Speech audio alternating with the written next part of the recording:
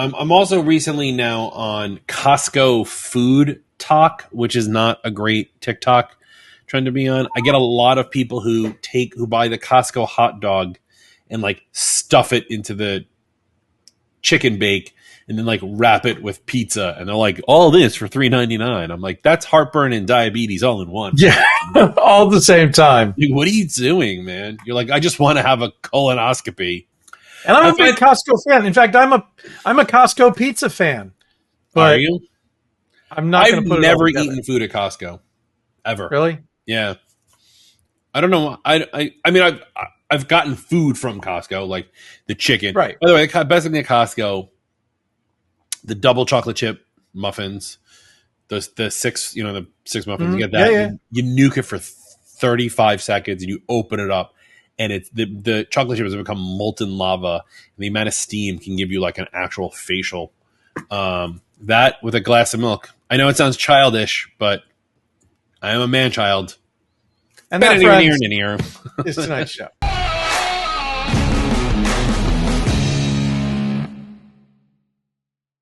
Level up your domain security and email deliverability.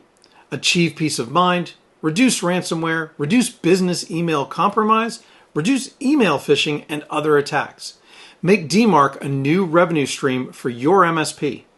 Becoming a managed service provider partner with EasyDMARC is an excellent opportunity for your business to boost sales and increase revenue. Your customers need DMARC, although they might not realize it yet. Your job is to let them know that their email infrastructure might be at risk of email spoofing and phishing attacks, and that you can offer them a simple solution: email authentication. Become the DMARC expert your clients need with EasyDMARC. Find out more today at atmsp.link/EasyDMARC. What's up, everybody? Welcome to All Things MSP Podcast. I'm your host, Justin Esgar. With me always is my good friend, late night podcast producer extraordinaire, Mr. Eric Anthony. Because due to timing, we're recording this later in the day than we normally do. And you can't tell, but it's dark outside. So I was actually going to crack open a high noon for this one and call this one ATMSP After Dark. But when this comes out, we will have already announced Aces After Dark as a thing, so I feel like I'm overusing the concept of After Dark. However, correct.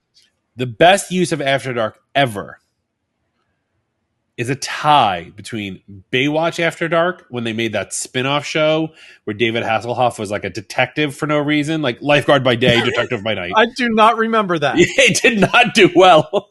And then they did in Beverly Hills 90210, the Peach Pit, which was the place they hung out, Peach Pit After Dark. So at night, the nerdy guy David ends up becoming like a DJ. I do remember that. DJ by night. Yeah. I like the After Dark moniker, but I've definitely been playing it into the ground recently. I mean, I think I've used it once or twice, but not on a regular basis, and it just doesn't fit the format. No. I did, for Aces After Dark, I went to ChatGPT, I gave up the Aces logo, and I said, in my head, I had this idea that the logo, we would just turn the logo dark and give some nice like outline. Like I wanted to make like a dark version of the logo, whatever it is. And so I told ChatGPT, which they can now do images, hey, take my logo and remake it so it has like dark velvet curtains or like this thing or whatever. And it just made me a completely new logo behind a black curtain. So it's just like this black curtain that's like peering open, and then there behind it, you just see like random playing cards because it recognized the playing card theme from the thing. But right. So it random playing cards, and you just see the C and the E and the word Aces. I'm like, you've now just made it scantily clad. Like it's not a logo anymore. So by the way, I've had similar experiences with ChatGPT trying to create images. Yeah. Where I would like give it my photo and say, here, I want a cartoon version of this. Yeah. Right? It failed miserably. Really? Because I had this friend Ben Levy out of LA, And Ben has a public profile because he's written books or whatever it is. ChatGPT knew who he was, so I said, "Hey, make me a cartoon picture of Ben Levy in front of he really likes Porsches." So I was like, "Give me a cartoon picture of Ben Levy in front of a broken Porsche," and it did a pretty accurate portrayal of Ben. Like it clearly wasn't him, but it was close enough. He was in front of a Porsche. It just automatically put him in LA because it knew he's in LA. And then the picture of Ben himself, he's holding a Mac laptop in one hand and like a wrench in the other. And the Porsche just has wires coming out of it. It was hilarious. I laughed so hard. You know, when you laugh and cough so hard at something, you actually rattle your brain from your brainstem and like your head hurts for a little bit. Like that's how hard I was laughing at this photo when I first saw it with him. I mean, I still think that the best pictures I've ever gotten out of ChatGPT are the ones that I created that day we were recording with Adam Angst. Yeah. And the Iron Man pirate. Yeah. The thing is, I find that like it's really good if you want to do something completely creative. So like my 9-year-old Roman, right? He's obsessed with having ChatGPT draw pictures of people eating mac and cheese. I don't know why. And so he wanted to do he's the first prompt, I'm trying to remember, it was like have a turtle eating mac and cheese while there's a Teenage Mutant Ninja Turtle in the background watching said turtle eat mac and cheese. Something like this. And so it made a cartoon picture of a turtle eating mac and cheese, and it set it in New York because the Freedom Tower was in the background. So it was clearly New York. And then it had a Ninja Turtle. It drew Raphael, the one with the red, watching this turtle eat mac and cheese. Now, the funny thing is, if you look at this picture, and we'll put it in the show notes, is Raphael is standing on top of a building eating mac and cheese, watching the turtle eat mac and cheese. Normally in the cartoons, right, they would be squatting on the edge of a building. But if you look at it to scale, the turtle, Raphael, is the size of the building.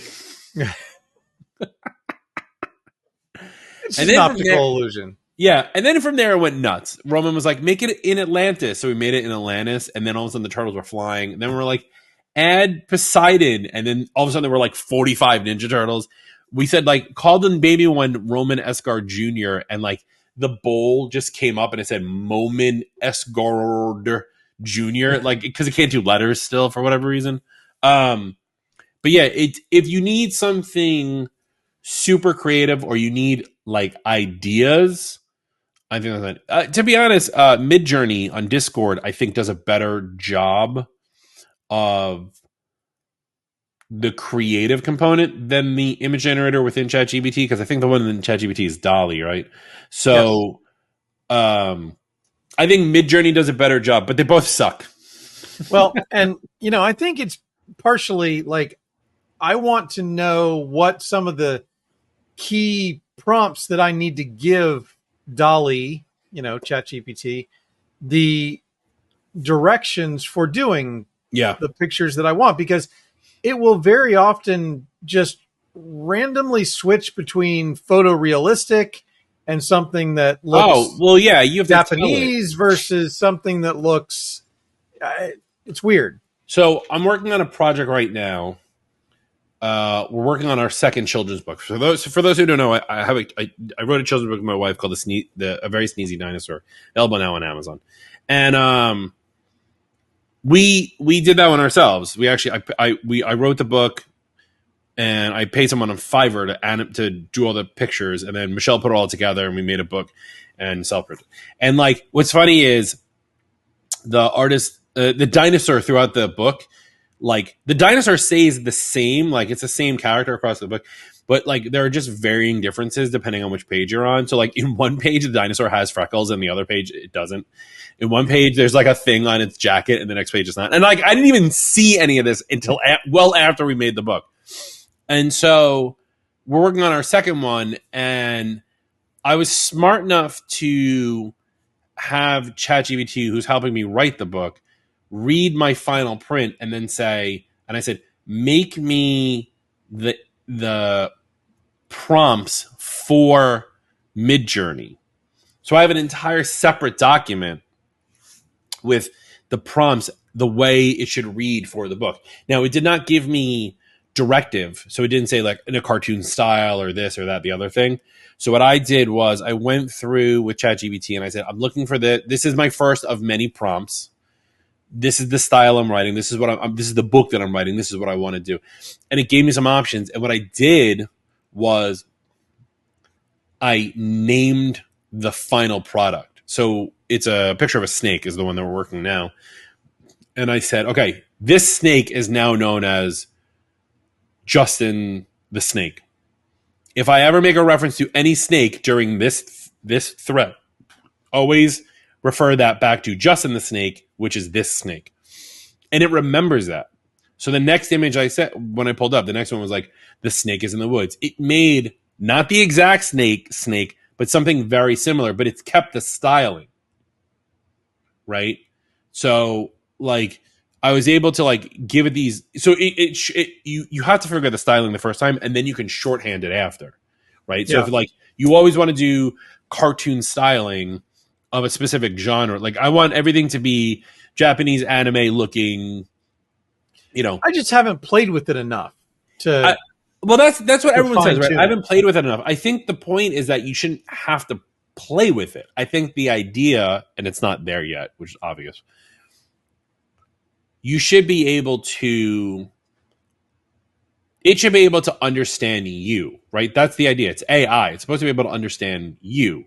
You shouldn't be having to give it so many directives. And I feel like that's where part of it is at loss. But then again, what do I know? Well, we should probably actually get on to an actual topic for this. We have to do from the group. Oh, do we have to do a from? Yes, we do. We obviously have to do a from the group.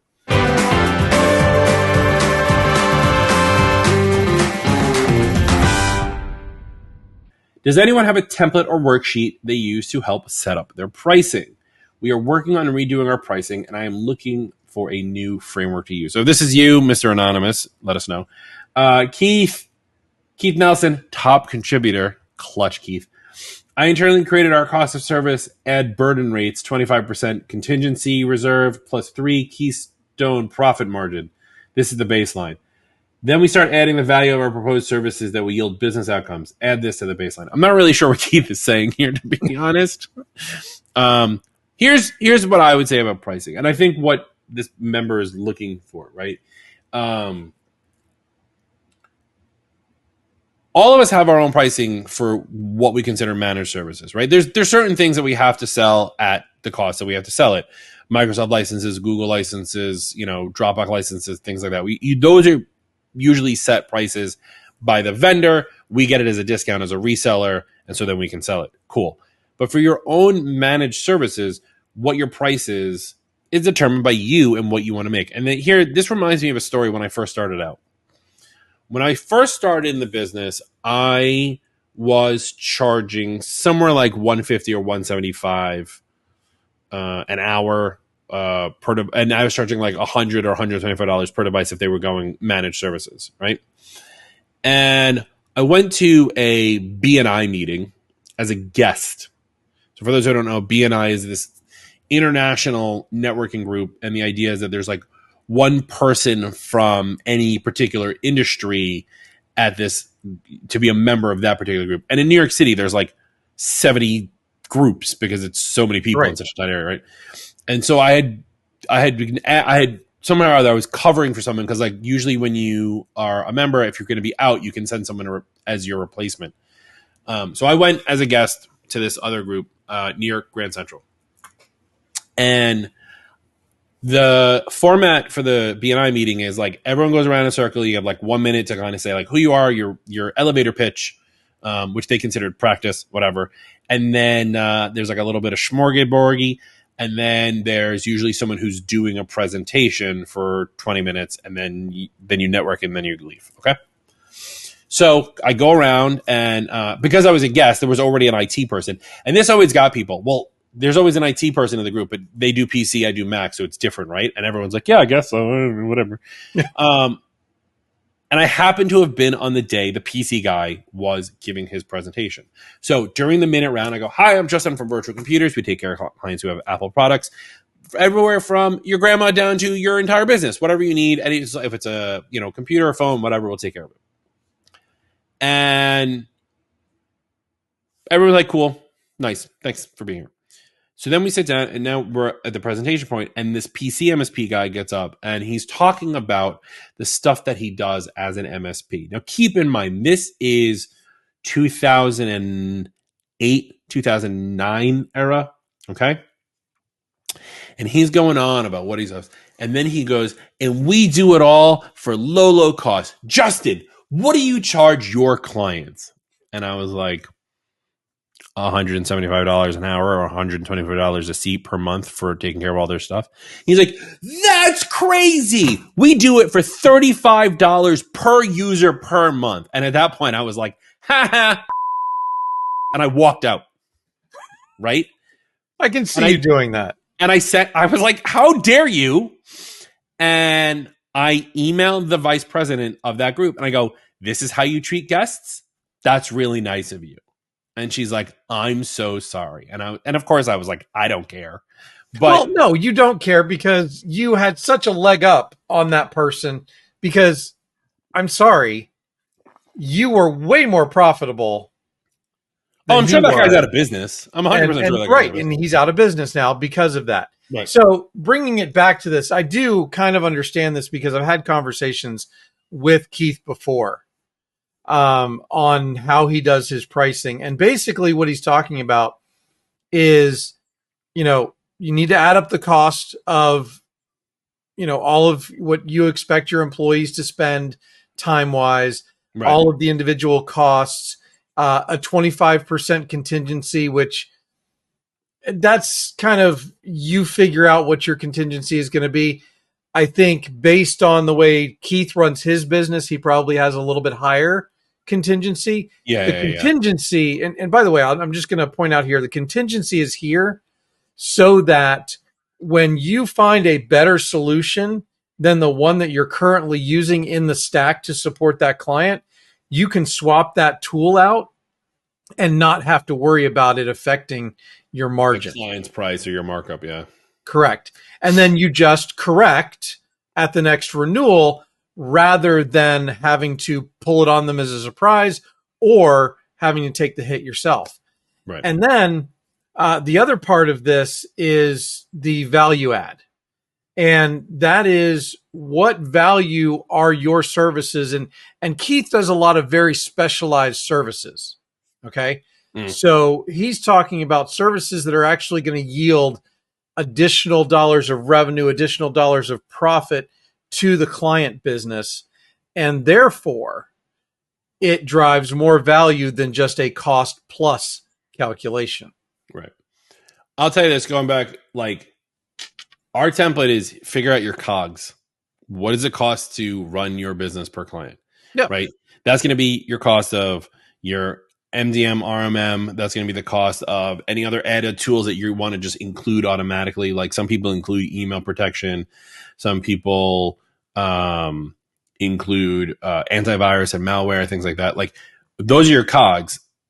And then go from there. I mean, in New York, when we acquired the company in Iowa, in New York, we were charging somewhere around $185 a seat, $175, $185 a seat per month.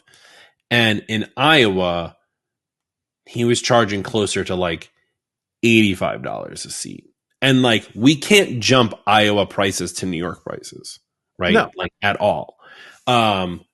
So I think that takes into account. I think you have to consider, and again, I don't know who wrote this, but like, you have to take into consider your cost of living, right?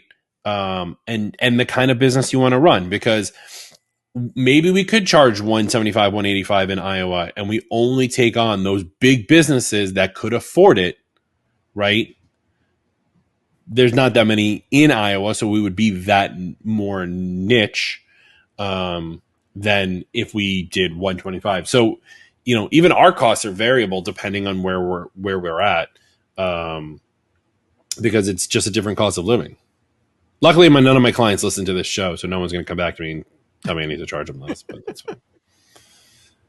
So funny enough, I actually do, and I forgot that this was even here. I just kind of remembered it while we were talking about it. I do have a simple price calculator that is in the group. So if you go to the group, you go to the files, there is a simple pricing calculator. I don't even know if it adheres to what I would tell you to do today, but it is there. And I tell you what, I'm going to go back through this and set it up and make it work by the time this episode airs. Maybe. Well, anonymous member, not making so promises. Right, you didn't post your name, so we're not going to post promises. Thanks for joining the group, and we hope you figure out your pricing. If you do have questions, send a DM to Eric and I, and that's from the group. Elevate your IT managed service provider business with SuperOps, the all-in-one platform that integrates RMM and PSA. Powered by AI-driven insights and automation, SuperOps helps you stay ahead, streamline operations, and boost efficiency. Are you ready for operational excellence? Find out more at atmsp.link/SuperOps. The mega MSP. Yeah. So, Rich Freeman, I think 2 weeks ago now, actually published an article on this. Yeah. And it did create, kind of a conversation in the group, which I thought was good. I think mega MSPs are a blessing and a curse. Okay. I think that there is a component of the mega MSP that is an advantage to your average MSP in that they will never deliver services at a custom level down to the clients that the regular MSP serves. They just can't do it because it doesn't fit into their cost model. Okay. They'd have to charge way more than they want to charge because they're more of a commodity. Right. Or they're dealing with larger clients and they're going to, according to the pumpkin plan, they're going to weed out the smaller clients. So there's always going to be a market for what the majority of MSPs do today. I think the mega MSPs, like the difference between me and a mega MSP, yes, clients 100%.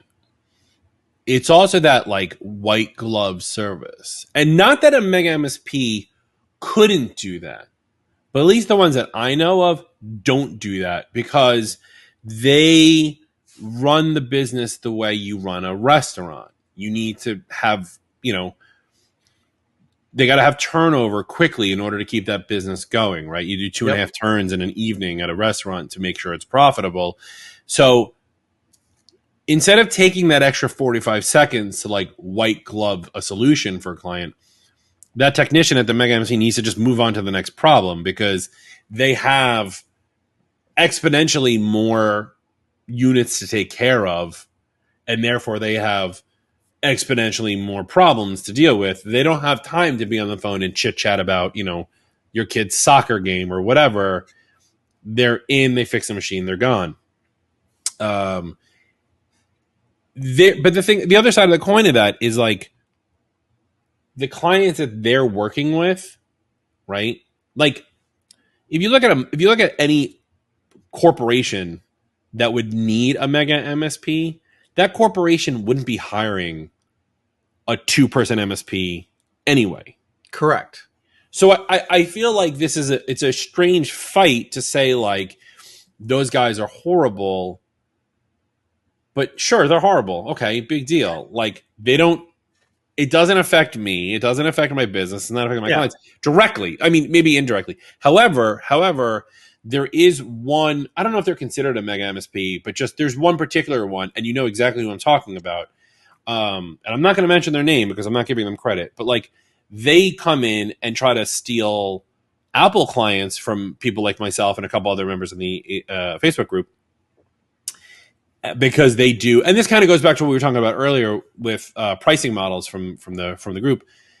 They come in and swoop in with a lower price per machine, but they don't give that white glove service, and then they don't hold up their end of the bargain, and then the client is now burned by them. They burn the bridge with me, and of course they're not going to come back, because as much as people say like clients come back, not in New York, they don't.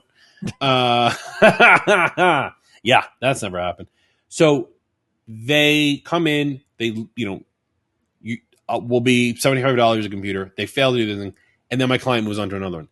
So there is a point where like a mega MSP, like the ones that's in this article by Rich, could potentially do that to the smaller businesses if they had the capacity to deal with them, or wanted to sign them on, get them for 3 months, screw it up, and move on.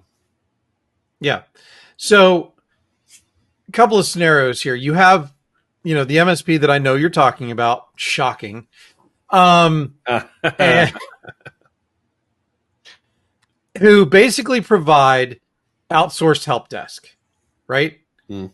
They're very bad at boots on the ground. So they can't really do much physically on premise. And most of what they do is just virtual, over the phone, remote session. And it's a commodity based thing. And they can provide commodity based help desk to small businesses down to even one user. But again, it's going to lack either the white glove service that you're talking about, or the solution base. We were talking about Keith Nelson. He offers solutions to his clients, not tech support, right? Tech support is part of the solution, but that's not really what Keith is offering. And it also goes to something that I actually did a podcast with Rich on this, is, like the virtual CTO, because they're not going to do that.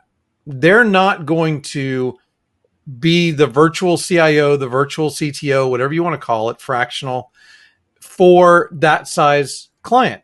Now, they can go up to a larger client and do that, but they can't do it for smaller clients. And that's where I think the average MSP really has a shot at really good profitability, is in providing those solutions rather than just the commodity, because they can go buy the commodity someplace else. What they can't buy is the expertise in the solution design, engineering, that kind of thing. Because I think at that scale, they're trying to fit everything into the square hole. Correct. And truth be told, and there's a great TikTok if you follow this, you can actually fit all the pieces into the square hole. They're just not built for that. Right. So one of the funny things about this is on the Apple Consultants Locator page, there's a designation when you go there to the end user who's going there is supposed to choose their business size. It used to be 1 to 99, and they've recently changed this. Now there's 1 to 9, 10 to 99, 100 to 999, 1,000 and above. So there's 4 designations. Yeah. If you choose 1,000 plus, it immediately kicks you off to another website that has these giant MSP-like enterprise firms. Apple won't even let you talk to a consultant. Like Apple themselves won't let a company of 1,000 people talk to a company like me.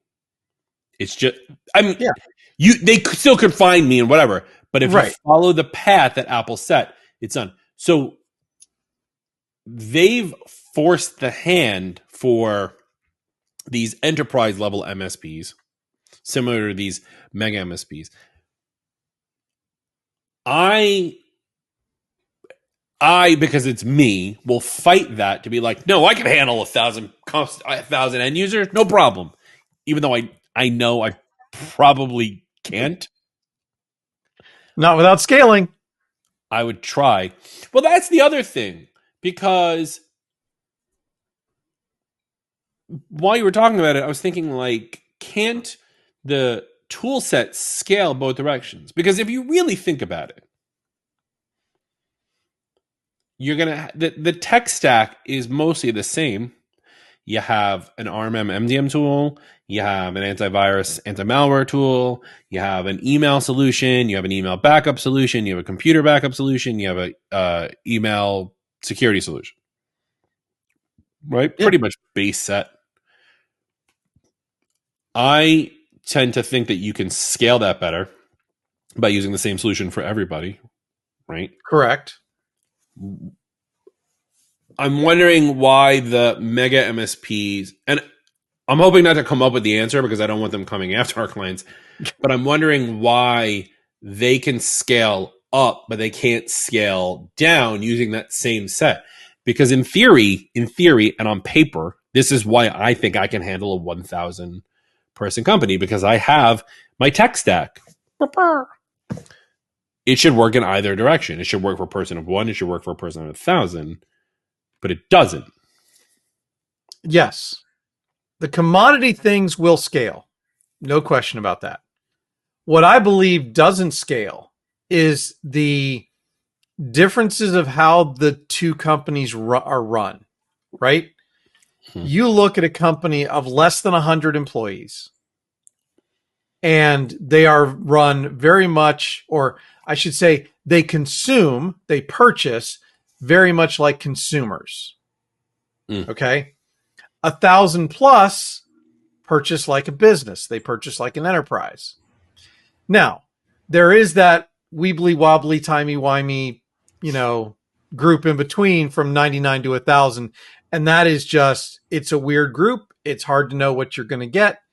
There's probably some other divisions in there that would be more logical, but you're dealing with a different type of customer and a different type of business at those different levels. And that's what it's very hard to adjust to. That's why so many vendors in the technology space have trouble selling to direct and selling to smaller business, or selling to enterprise customers and selling to small business customers.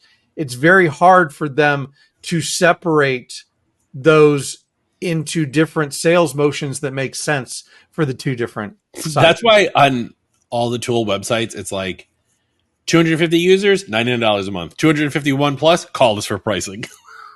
Yeah, well, that's one of the reasons, sure, because they want to make sure that the solution is going to fit, and that takes a little extra work, a little extra configuring. Plus, there's going to be probably some quantity discounts or whatever. But well, they also want to make sure that their tool can scale. Yes, well, that is especially true with newer vendors in the space for sure. I really wish everybody would just kind of get on the same page with this. Granted, I don't want the mega MSPs. Again, though, I do feel like, what do we calculate? There's 40,000 MSPs in the United States. We looked this up the other day when we were doing some work. Yep. That includes these megas. That being said, how many, I'm going to look this up live. There's also a lot of one-man bands, though, that are not included in that number, or 2 to 3 person shops. But, okay, as of January 2024, the U.S. Small Business Administration estimates there are 33.3 million small businesses in the United States. Mm-hmm. So even if the mega MSPs are part of that 40,000, and let's say even 10 to 20% of that 40,000 is one-man shops, one person, two-person shops, right? Let's make even numbers. That's 4,000 off. There's still, you're looking at 36,000 MSPs and almost 36 million small businesses. Mm-hmm. So there's plenty to go around. And those mega MSPs don't even touch the small businesses. So we'll just nix them out of that, right? So my point here is that, like, if you're afraid that the mega MSP is coming for your guns, sorry, I shouldn't say that. Let me do that. We're not a political podcast. I know. You know where I was going. If you're afraid that those mega MSPs are coming for your clients, they're not. They're just there. And you know what? Use them to push yourself better. I think that's one thing that a lot of it, and we could talk about this. You and I always go off on rants, and we always feel like we come up with 75 new episodes and never talk about it. But we could talk about this another one. Is that we tend to look at competition and curse them out and say like, oh, don't, I screw those guys, blah, blah, blah, blah, blah, blah, blah. Like, we're crapping on this one earlier, but use that as, we should really have a conversation about using that as motivation to make yourself better. And I've done that in the past. I have used other MSPs to make myself better, to push me to make myself better, not just to like look better on paper. There's a brain reconfiguration, an optimization, if you would, to doing that, right? And if you can think about how, instead of cursing out these mega MSPs who are probably not touching your clients anyway, what are they doing right that you could mimic to do better with your business? So there's that. So, this kind of reminds me of some of the things that come out of the Pumpkin Plan. And we had Sean Walsh and Dave Kava on several weeks ago on this podcast. Still you on my have the desk. book right there at your desk. Still Mine on is my around desk. here somewhere. But I decided to, because I had actually never listened to the original Pumpkin Plan by Mike Michalowicz. Okay. And so I listened to it recently. And a lot of what they're saying that you need to do to optimize your business, you can't service all of the different types of clients that are out there with one single business model. It's not optimal. And so according to the Pumpkin Plan and the way that's supposed to work, you will not achieve maximum profitability, maximum efficiency if you try and be all things to all people, especially when it comes to businesses. I was waiting for you to make a joke about being all things to all MSPs. You had it. You were so close. But yet so far. Well, this is what I find interesting about the difference between an Apple-based MSP versus a PC-based MSP. Because there are very few Apple consultants that I know that specialize in a niche, in a business vertical. But there are a lot of PC firms I know that will, namely healthcare. Forgetting the fact that there's not a lot of healthcare on the Mac side, but when it comes to niching on the PC side, I find more PC MSPs having a niche, working with one particular vertical. A lot of them, healthcare happens to be the one that I remember a lot of people saying, but there are plenty of others, right? There's ones who I only do banks, or I only do finance or fintech, right, or whatever. Yep. On the Mac side, there's probably a handful that I can name. Global Mac does only lawyers, but I've never heard anyone else do. I have one ACES member who specializes in doctor and dentistry out of San Francisco. Shout out to Steve Harbourget. But it's not only that. Whereas Global Mac and this guy Tom, who owns it, only lawyers. So I think the niching thing really is important. I forgot why I was bringing it up, but it was part of it. Well, because it is a difference, right? And I think you're saying it's not all SACs work for all people. That was what it was. Yeah. Right. And I think that just dealing with Macs is a niche of it in and of itself, right? It's not. People think that it's not, but that's another conversation for another time. That's 3 new episodes we came up with today. And they're all looking forward to every single one of them. Are you looking forward to it? Because if you are, leave a review on your favorite podcasting tool. Oh, did you want me to finish closing it out today? Or a like or a subscribe or any of those things. There we go. All right. There's a lot happening in the world. I think we'll put a pin in this one. Mega MSPs are not coming for your job. Use them to make yourself better. Figure out your stack. All is well. That's the end of the world. Carry on. That's the end of the episode. Not the end of the world. It's the end of the episode. We started off, we warned you that it was late. We warned you people that it was late when we were recording this. It's now even later. And we're probably going to record another one, which is going to be even messier than this one.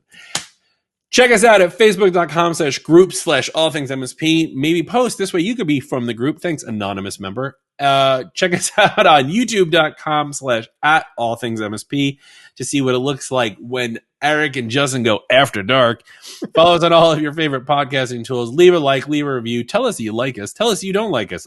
Tell us something. It's what we live for. That's how we make our bread. That's Eric. I'm Justin. Bye. Thanks for listening, and don't forget to subscribe to us on your favorite podcast platform.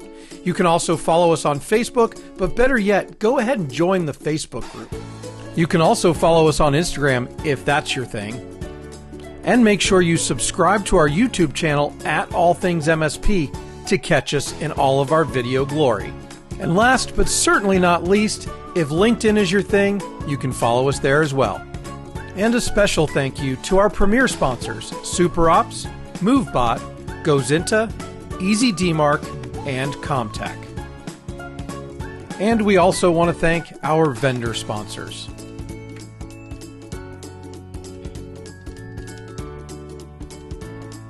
The All Things MSP podcast is a BizPow LLC production.